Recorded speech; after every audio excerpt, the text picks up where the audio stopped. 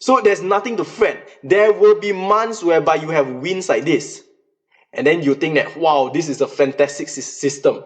But there will be months where your system will go like this and you will go down. And then you may think that, man, there is something wrong with this system. I don't think I can trade with this system anymore. I need to get out quick. I need to start finding the next holy grail, right? No, what you need to look at is the law of large numbers.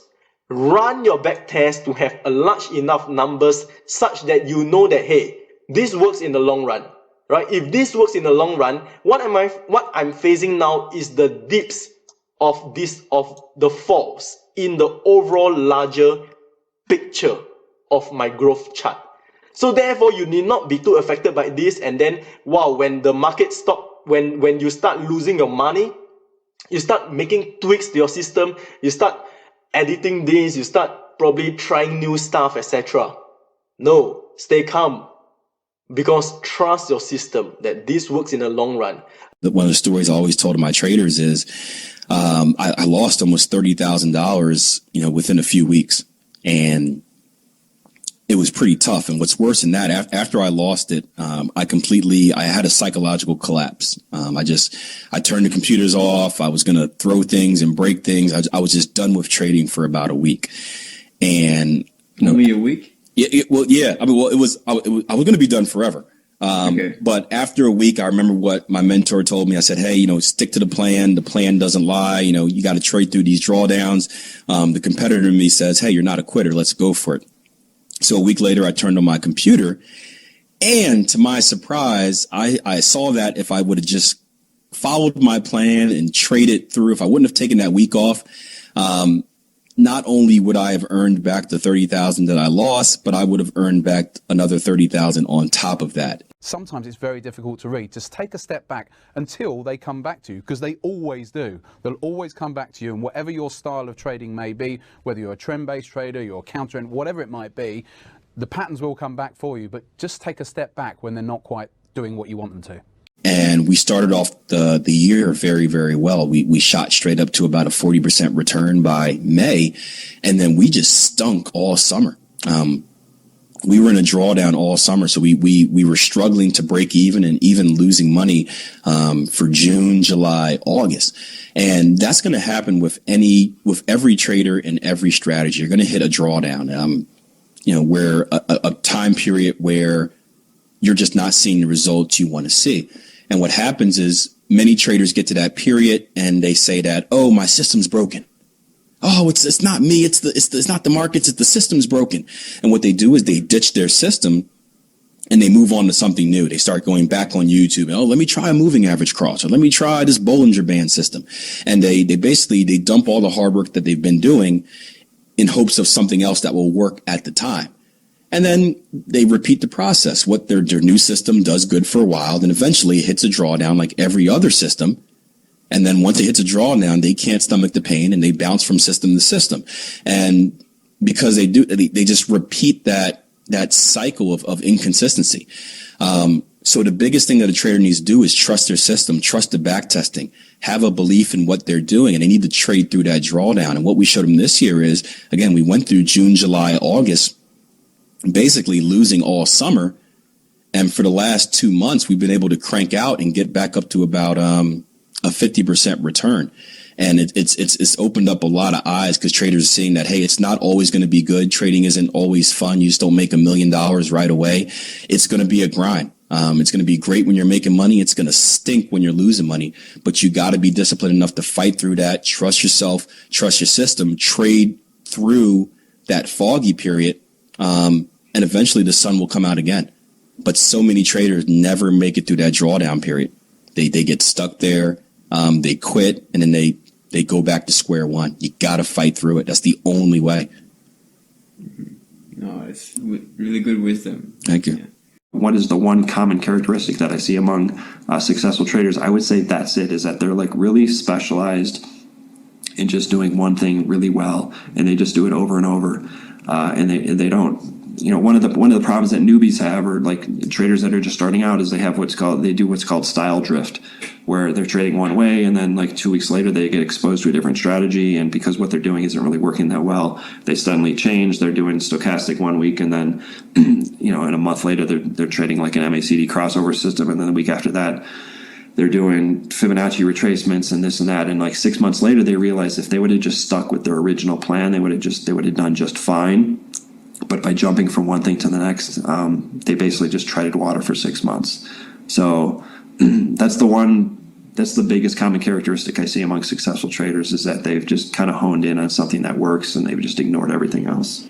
Strategy development is what you need to do. Once you have that strategy, you need to follow it and to actually execute it.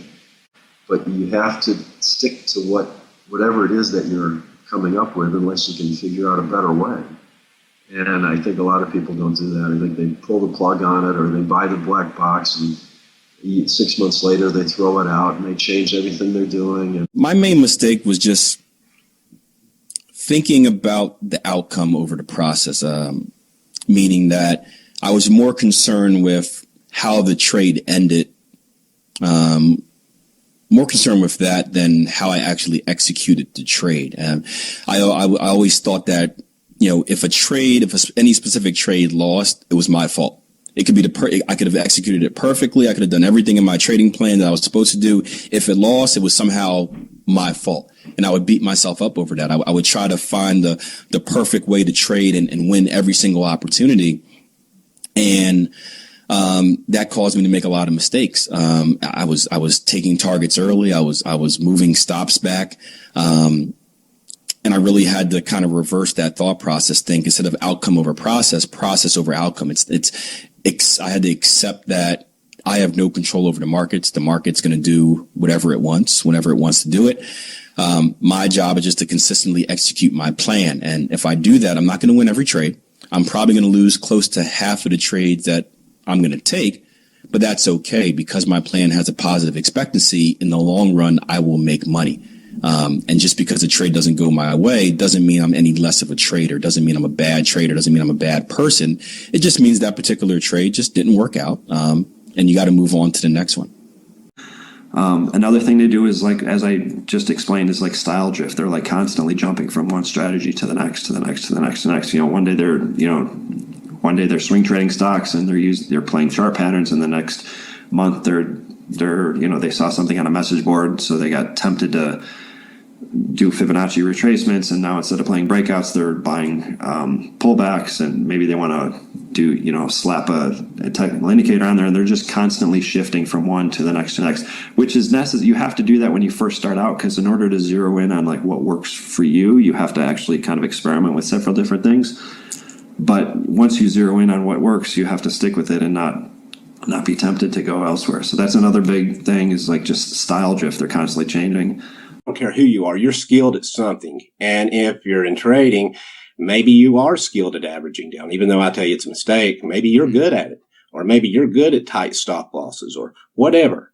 You've got something that you can work on. And if you stick with one thing and stop jumping around, I used to jump around from strategy to strategy to strategy, and I never found anything that worked. And whenever I finally focused on one, it started working. Well, I traded that way, and then I started working on another one, and it started working after many trials and error.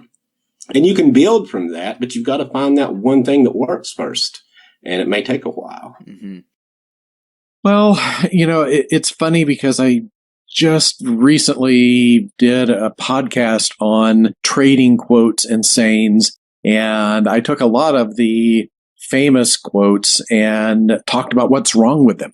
And I think the danger of having a one sentence saying is that trading is a lot more complicated than that. And something that applies, for instance, stick with your winners. That's true for a certain kind of trading. It's also not true for a certain kind of trading. So it's very hard to find something that, I know you gave me a very easy beginning question here, but I actually think it's kind of difficult.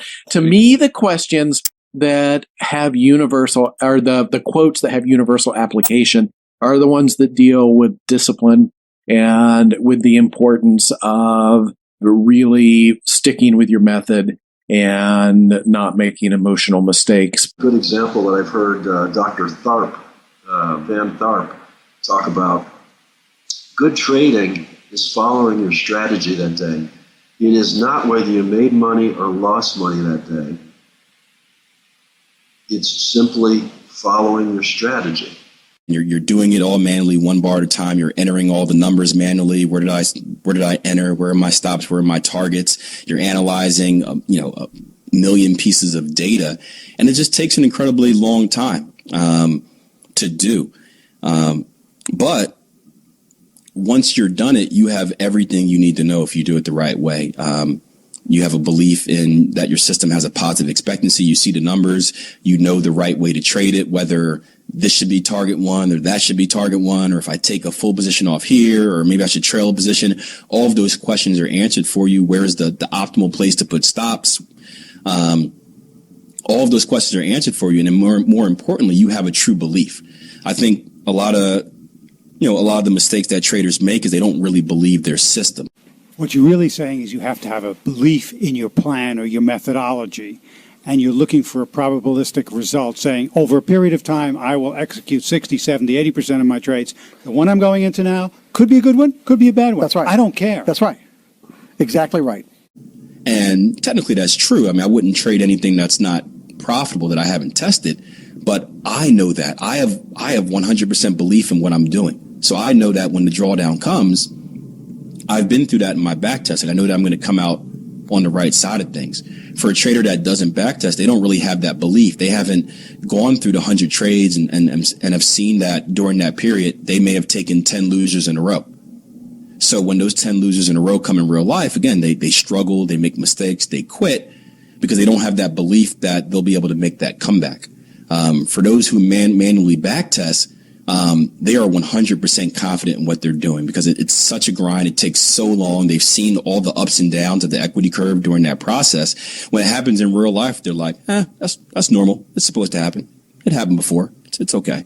And they continue to trade through those times. So that's why I believe manual back testing is optimal. It's not even for the stats that you get for it. It's more for gaining that belief and gaining that trust in your strategy.